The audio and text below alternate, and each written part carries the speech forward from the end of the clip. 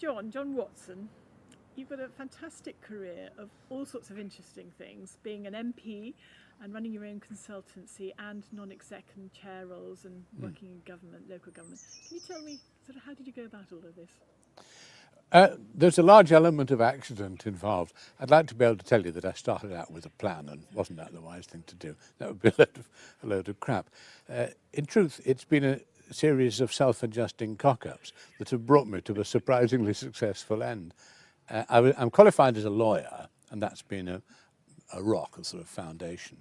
But then I went into industry, plastics, and then into games. I was the managing director of Waddington's Games in the 1970s.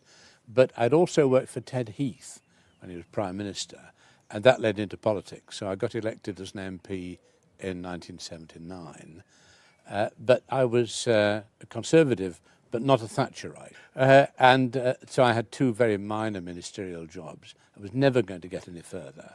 So in my mid-40s, I stood down as an MP and went back. First, I was in headhunting for about executive search, about 3 or 4 years, then urban regeneration, and after that I've done all sorts of things in the non-executive arena, really for the past 20 years. And any tips for somebody looking for non-exec roles, not necessarily of corporates, but sort of you're doing a lot of interesting things more in the public sector, aren't you?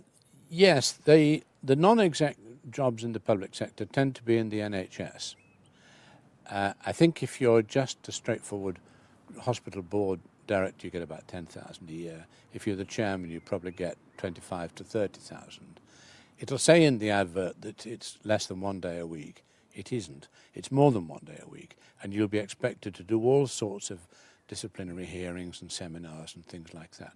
So it's not particularly good value for money. You may enjoy it. I frankly found the NHS such a different kind of culture, different kinds of accounting standards and different ideas as to what was good and what wasn't, that it was very difficult, even in the 5-year period I did it, to get my feet sufficiently under the table. What about getting the other roles? You've got your chair of NINET, aren't you, North Yorkshire? It's about broadband, isn't it? Yes. In the county, and Finance Yorkshire you've been involved with. Yes. Just how did you get those? Well, both of those are in the strange sort of tundra of Quango land between the public sector and the private sector. NINET, which is a broadband company, wholesale backhaul is the word of what we do with broadband, for it to succeed, even though it was going to be owned 100% by the local county council, it had to have a private sector culture.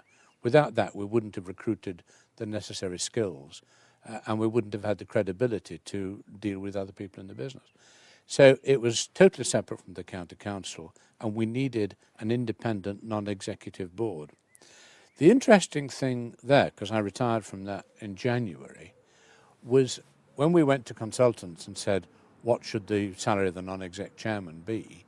They all said, oh, you'll have to pay between 25 and 35,000 to get somebody decent. And they were wrong.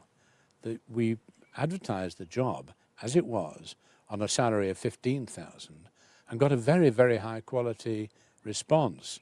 So in terms of saving the taxpayers' money, paying half the going rate was right. And the top 4 that we interviewed were absolutely bang on, and the chap we got in seems brilliant. So any tips about that, about others looking for their non-exec roles? Well, I think a lot of people, when they start out, greatly overvalue what they have to offer. I mean, it's a bit of a hard thing to say. But you will have people who've been main board executive directors earning something in the hundreds of thousands, sitting on a monthly basis with non-executives, they can see earning 50 and 60,000, and they'll be thinking to themselves, well, I could do that job as well. Well, they probably could, but that same thought process is occurring to many hundreds of people at exactly the same time. So, I mean, if you've got a generalist skill in finance or banking or even law, the chances are you can get somebody to buy those skills from you on a non-executive basis. But if your skill is in high-profile engineering, you can't go straight to a competitor, and you may find it difficult to get a job where you can really chip in something. Oh, and for God's sake, remember that you are a non-exec director and you're not there to boss the staff around. A wise piece of advice there, John. Thank you very much.